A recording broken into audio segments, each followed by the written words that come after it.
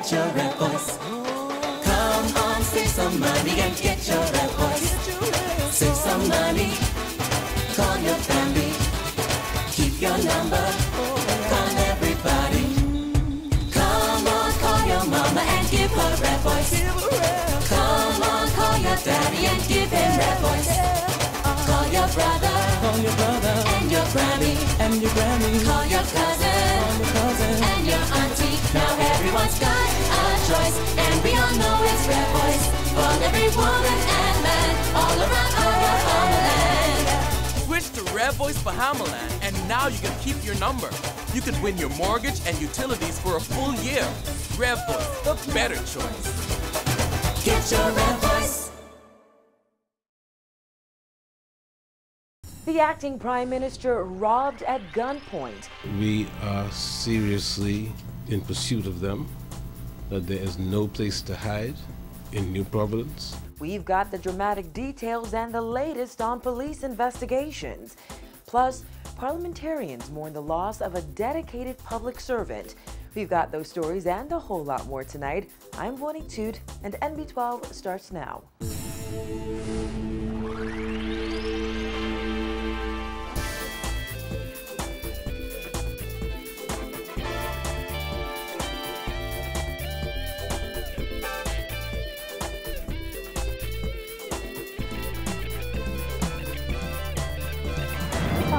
Tonight, a dramatic series of events playing out the West Ridge home of Deputy Prime Minister Philip Brave Davis early this morning when armed men drove onto the property and entered that residence. Our news team arrived not too long after they left. With a report, here's our Candia Dames.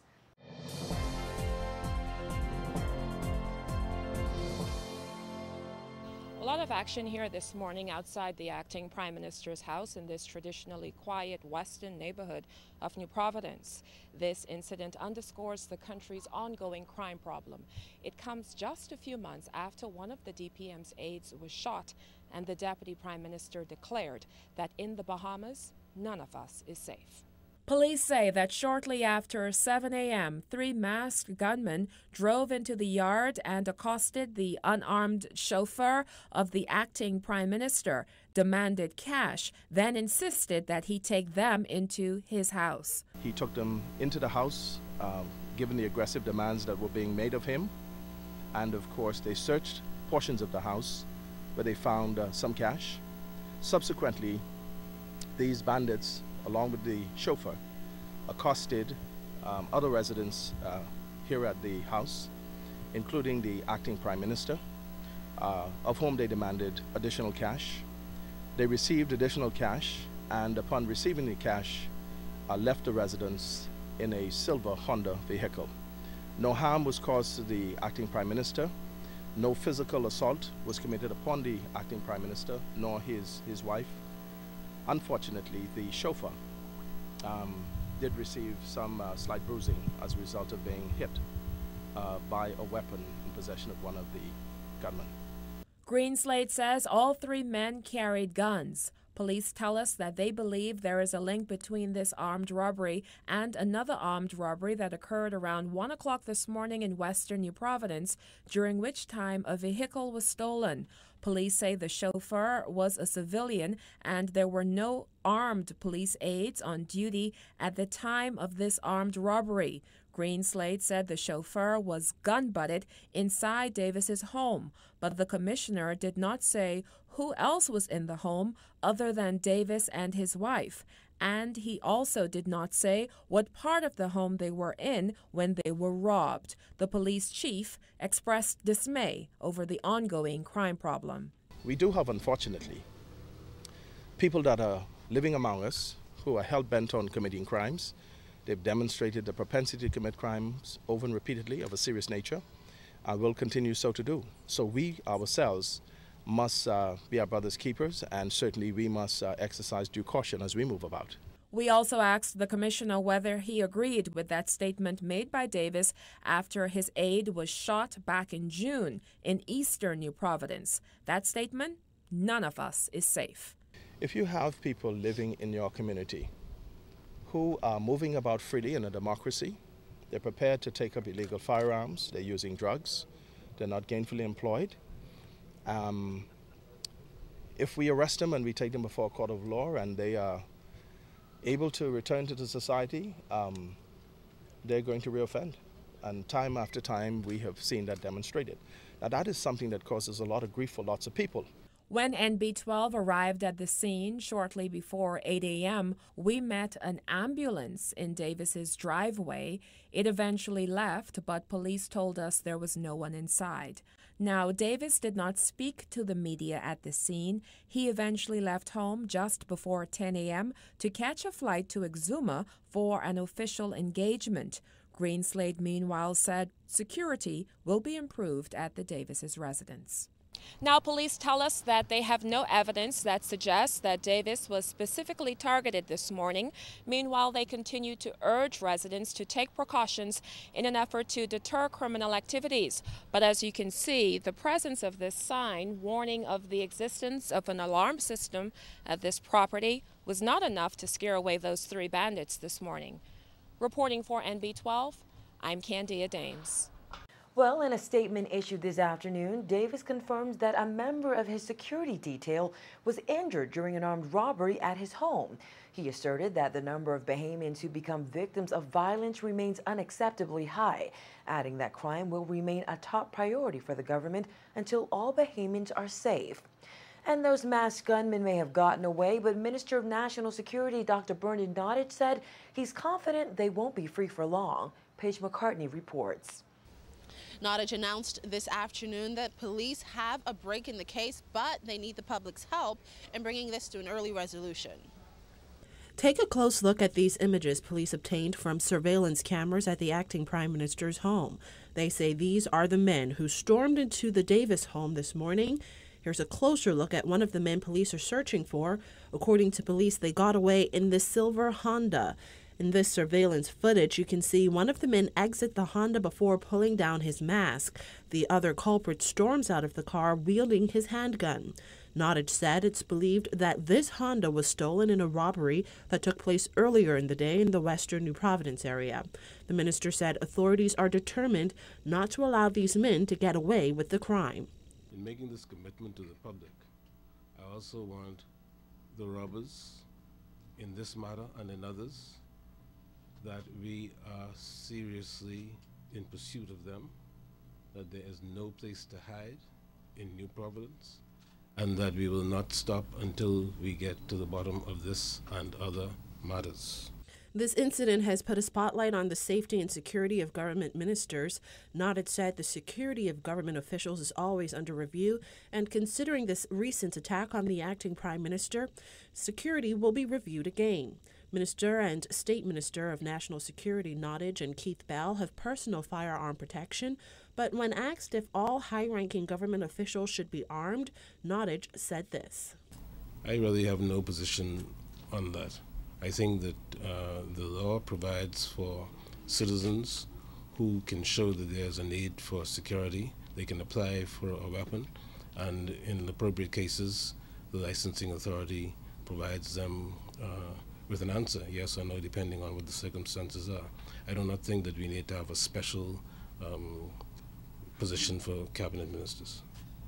According to the minister, the acting prime minister hasn't requested additional security in light of today's attack and says he's not been adversely affected. But throughout the day, members of the public have sounded off in shock, questioning how it could happen to the acting leader of the nation. Many have said they feel even more unsafe because if it could happen to him, it could happen to anyone. In response, Nottage said government and the police are committed to ensuring public safety. But I hear what you say, the Bahamians feel. My responsibility is to do everything that I can to secure the safety and security of our citizens. And I am resolutely committed to that, as are all of the members of the law enforcement agencies. And we are doing everything we can to ensure that our citizens are as safe and secure as they need to be. Again, police are asking anyone with information that can help in their investigation to call 328-TIPS or police emergency at 919. For NB12, I'm Paige McCartney. Davis's colleagues in the House of Assembly also reacted to this morning's home invasion, calling it despicable and a threat to national security. The House Speaker asserted today that MPs are not safe, adding it highlights the need for tighter security for the nation's leaders. Jasmine Bonamy has that angle. House Speaker Dr. Kendall Major called the home invasion a treasonous act, and he also said it proves that no one in the country is safe from crime, particularly those he calls sitting ducks in the House of Assembly. I think that's so treasonous. I think that is so despicable to our national security as a people. If that can happen to him, then all of us are at risk for an early grave. It's astonishing. Major admitted that due to this incident and the general crime situation, he is seriously concerned about security at the House. The House Speaker calls security at the HOA underprotected. During the Ingram administration, a metal detector was purchased and set up at the entrance for security purposes. However, it was taken down a short time later. But Major noted that the sergeant of arms assigned to the House is a police officer armed with only a club. As the House Speaker, Dr. Major says he feels that the HOA staff and members of Parliament are vulnerable to gun-toting thugs. Possibility of bandits taking over the Parliament, taking over the parliamentary channel, and putting all of us at risk. That is a serious national security issue. They could take over the country. I don't feel like the leaders are secure. I don't feel protected. As Speaker, I don't feel protected. I feel under protected. We have complained. We have expressed some concern, and we're in the process of ramping that up. And every time we do, we see different indicators that we are falling short.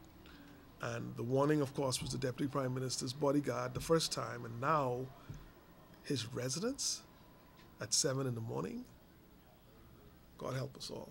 The invasion at the acting Prime Minister's home also prompted responses from the Free National Movement. In a press statement released this afternoon, party leader Dr. Hubert Minnis said he was deeply dismayed to learn of the incident. He added that his thoughts and prayers are with the acting Prime Minister, his wife, aide, and their families. DNA leader Ranville McCartney called the incident very disheartening and insisted it be a wake-up call for the country. It was shocking that an attack would be had on acting Prime Minister and his lovely wife. It is sad that we are at this stage in our country where there's total disregard for everything. But I am hoping that we are now in a position where we take the bull by the horns and rain holy hell against the criminal element. Don't play with these guys. They got all the firearms that you could think about. They are equipped, and we as citizens, we are helpless. But they have the upper hand. Let's change it, man. Turn the tides around and let these guys know that they ought to fear the law. Reporting for NB12, I'm Jasmine Bonamy. Police are also investigating a case of vandalism at a government department. When employees at the Department of Lands and Surveys arrived at work this morning, they discovered that several government vehicles had been vandalized over the weekend. When our news team arrived at the department's Bay Street office this morning, there were several government trucks with smashed windows and shards of glass littered the ground. Director of Lands and Surveys Richard Hardy declined an on-camera interview, but officials did confirm vandals damaged those government vehicles. They say it's not the first time something like this has happened. Prime Minister Perry Christie led a ministerial delegation yesterday to the Republic of South Africa to attend the state memorial service for former South African President Nelson Mandela. The memorial service is scheduled for tomorrow morning, and the viewing of the body will take place on Wednesday. The official delegation includes Minister of Tourism Obi Welshcombe, Minister of Foreign Affairs Fred Mitchell, Senior Policy Advisor Subaltern Bethel, and Foreign Service staff. The Prime Minister and his delegation will leave Johannesburg on Thursday. The official state funeral is scheduled for next Sunday. Still to come, parliamentarians past and present react to the death of Assistant Clerk Leon Ramming. The details of that story and more on the other side of the break.